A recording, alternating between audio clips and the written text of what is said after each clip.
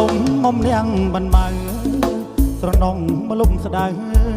នៅក្បែរវិហារសន្សាមស្រោចស្រពប្រត់មាត់គង្គីជំនោរងអ៊ីអូនទីរកស្បាយ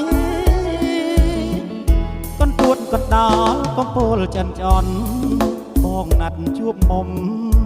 គុនបីរាត្រីឆ្លងព្រះវិញ្ញាក្លោងវាចែកដីបីយប់4ថ្ងៃផ្កានេះថៃស្នាអូដូនកែវអើយប្រងើយធ្វើអ្វីរមួយត្រោះត្រីដោះដៃបែកបាយបានស្វាយណាយក្រូចលបលួចយ៉ាង